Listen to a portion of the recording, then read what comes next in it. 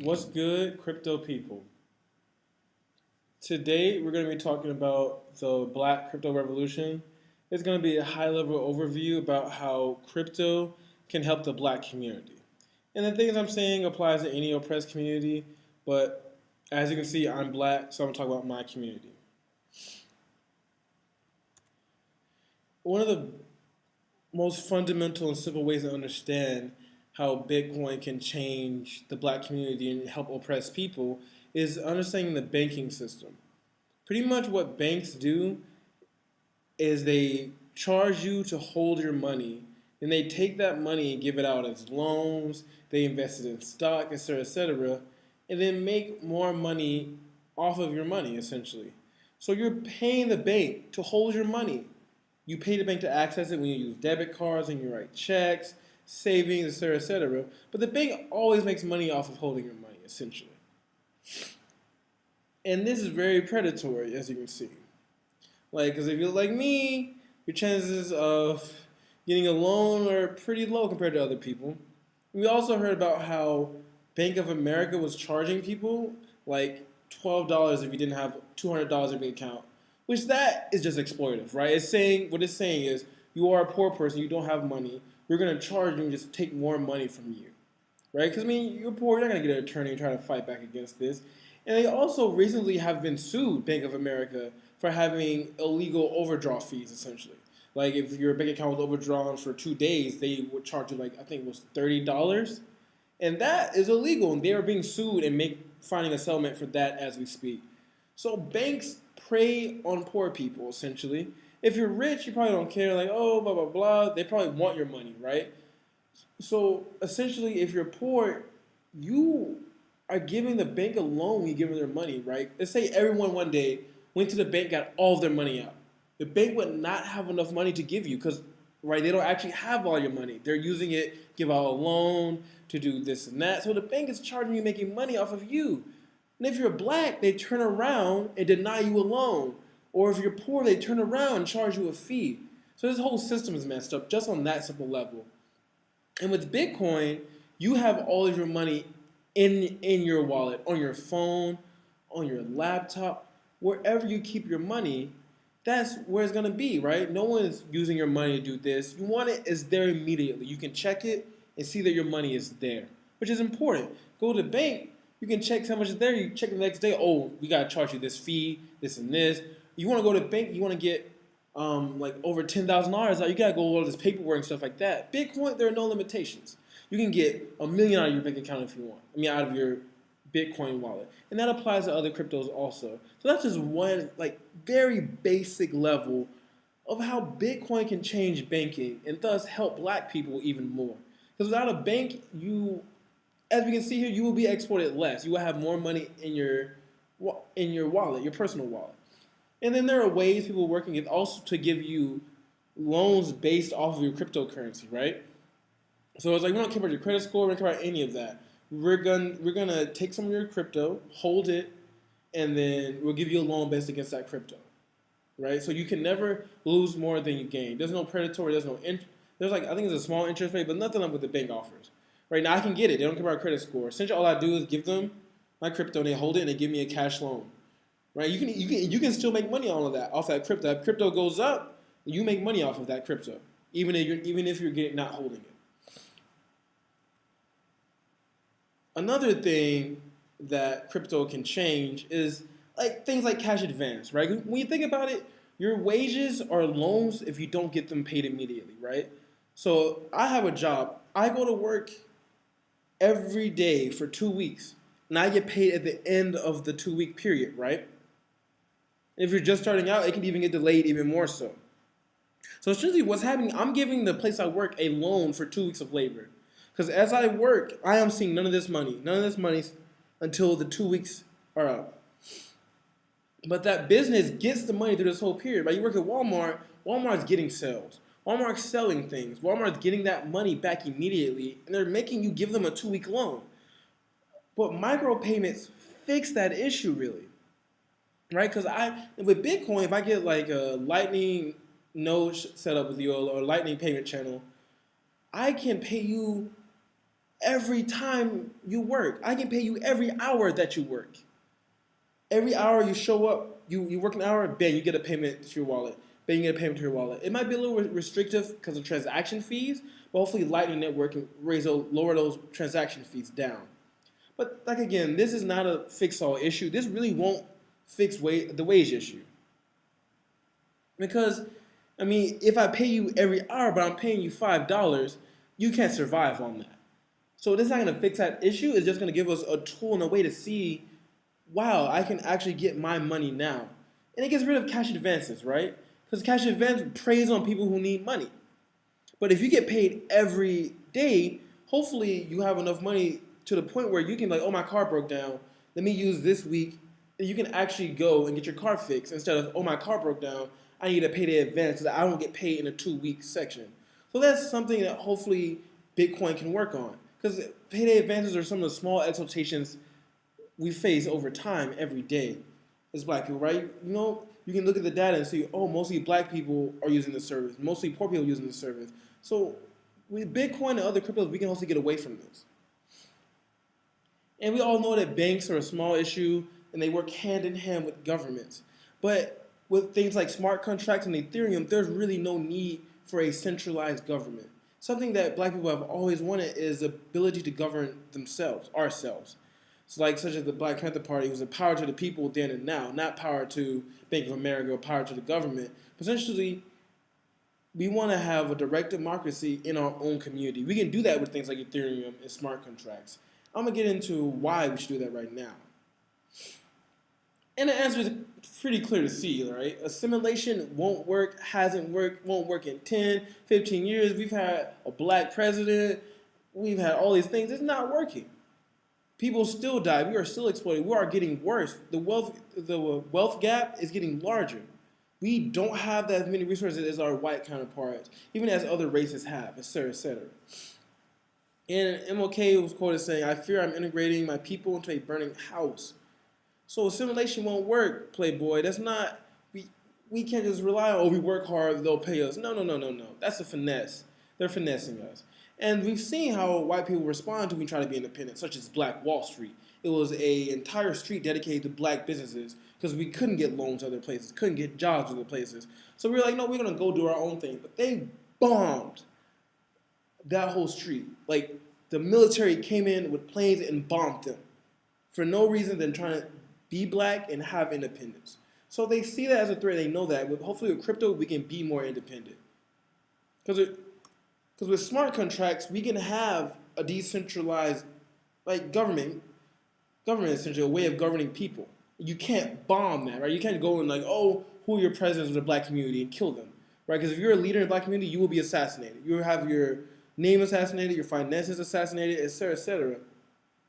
And going back to a later topic, it's also important, right? If you're trying to do revolutionary things, they can freeze your bank account, right? You show up to a Black Lives Matter protest, they can freeze your bank account if you have it with Bank of America. With crypto, that's not possible.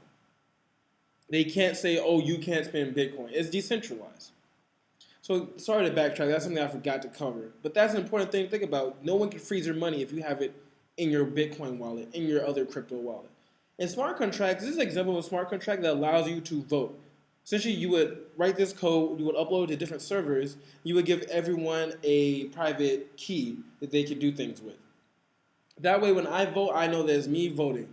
No one, and all this is public, right? There's no need for, oh, we're going to count the votes, we're going to do a recount. No.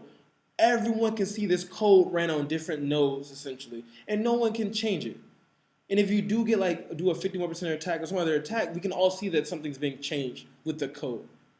So that's one way. That's just simple, right? Just voting. Decentralized voting is one way we can run a decentralized government with a direct democracy, which I think will be better for oppressed people. Everyone's voices get heard, at least much more than so now. And you're going to need that. If you're in Wakanda, wherever you are, you're going to need a way to govern people. And this is one way that we can do that. But all these great things, such as not being restricted by the government, self-governance, is not free, quite frankly. Sorry, there are no free lunches. Right? We're going to need coders. We're going to make sure people have access to internet and computers. We're going to need to educate our people on these issues. We're going to need alleviation of pressure. This is Gold Link's At What Cost album. Great album also. So I'm going to go through each point and tell you why they're important and why they're needed to get the benefits of such as a decentralized government as having our own money, right? We can start our own blockchain. We can even use other blockchains and then still not have our stuff bombed or robbed, etc., etc. We're gonna need coders, right? It's not that black people can't code; it's the fact that all of our talent is being taken from us, right? Because I would go to school with some of the smartest black people in the world, not in the world, but that I know, and but they all work at people that face like Facebook, Apple, Uber, and Google, right? And these people don't care about their black people, right? If you were to get shot, they would have you replaced next week. They want someone to sit down and code. And they don't care about the black community, right? So these people are stealing talent from us. It's not that black people can't code. Don't get it twisted. It's the fact that people who can are being stolen from our community, our knowledge isn't being spread in our own community. So that's the issue, right? We're going to write smart contracts, we're going to need coders. To build blockchains, we're going to need coders. To do all these things, we're going to need coders at the end of the day. Not just them, you're going to start a revolution, you're going to need internet. It's very basic. You're going to know how internet works, how to do these things. So we're going to need black coders in our community coding for our community if you really want to reap the benefits of blockchain technology. Also, access is very important because who cares if you have a smart contract you can vote? If I don't have internet and a computer and I don't know how to use it, it doesn't matter. I don't have access to your voting system. I am, once again, disenfranchised, right? So we need to make sure that everyone, I mean everyone, has internet. You'll be surprised. You might think, oh, everyone has internet. No, not everyone has internet. If they do, it's really slow and it really isn't usable. And also about access, you need to have search engines like DuckDuckGo that don't track you and restrict what you see like Google, right? Because if I want to look up black radical writing, Google's going to restrict what they want me to see. They control the search engine, so they control what I see. We're going to need to have access to that information. Don't know how that's going to happen. There are some projects working on that, but that's going to be vital.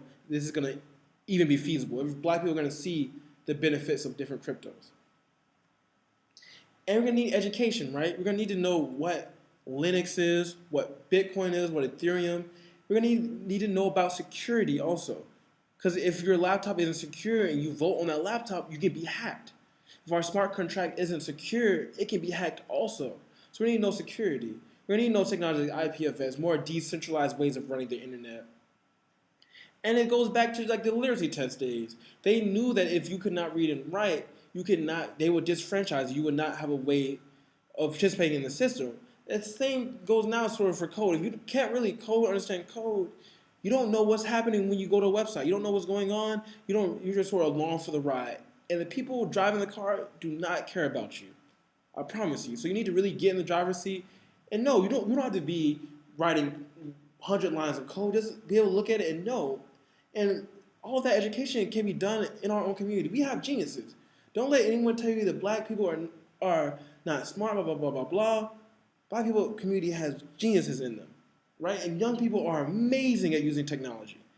I give a kid a phone, he be doing stuff, I don't even know what he's doing, playing games, doing this. I'm like, wow, that's impressive.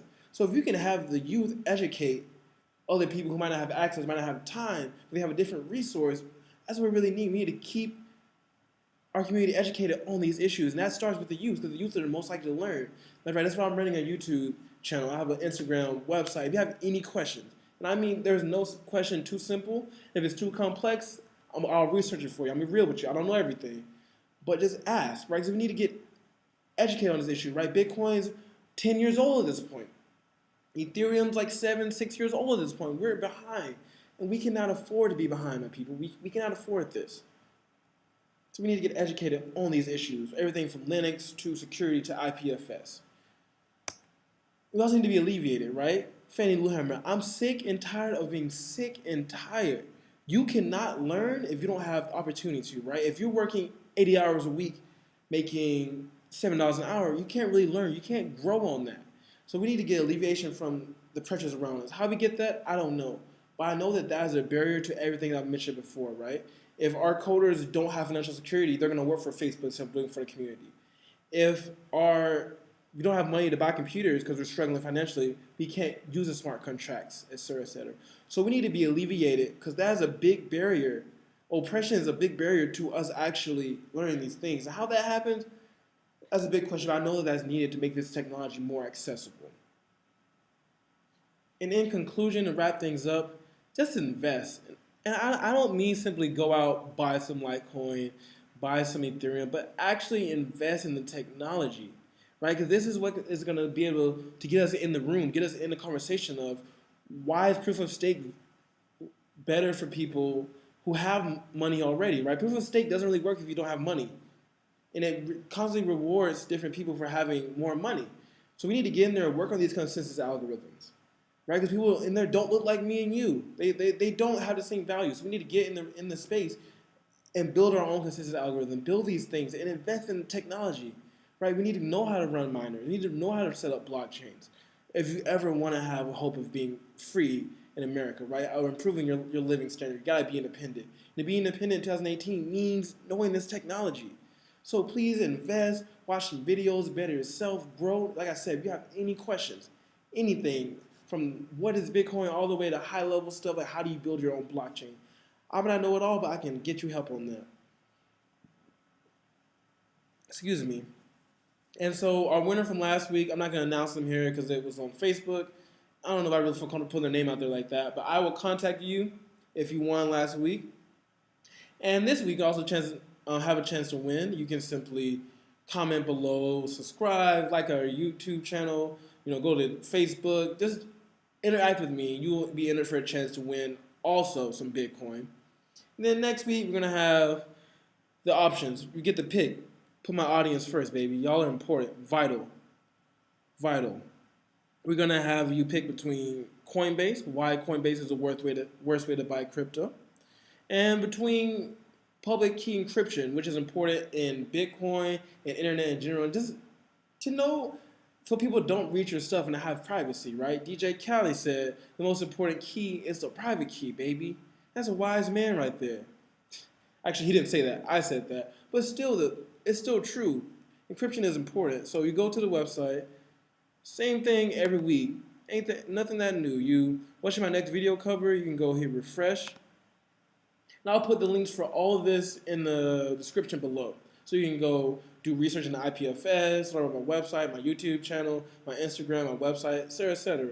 So you go here, you pick what you wanna learn about. So you pick public key, important stuff. And you vote, you can see what people voted on. So that's it today. I can't say this any more clearly, but we can't afford to be behind in this. This is the cutting edge of technology. If we have any hope of being independent, we need to master this technology for ourselves. We need to build a community of black people who know how to build blockchain technology, who know how to do internet security and these things. So if you have any questions, once again, I'm here to help. I'm here for the community. I'm here for y'all. Please ask me anything, right? And if you subscribe, I'll give you a chance to win some Bitcoin also. Just share the video. If you have any suggestions, any critiques, drop them below. Open that communication channel up. I'll get back to you. I'm not that big yet, so I can respond to all my messages. So please, please, please, please, if you have any questions, as black people, need to invest in this technology. Everyone needs to invest in technology, but we can't afford to be late. John Smith can afford to be late because he has wealth. He has generational wealth. He has loans he can get. He has college. We don't have this. So we really need to invest in technology. So if you have any questions, hit me up. And hope you have a great day. Thank you for watching my video, fam. Tune in next week and we'll pick one of these videos.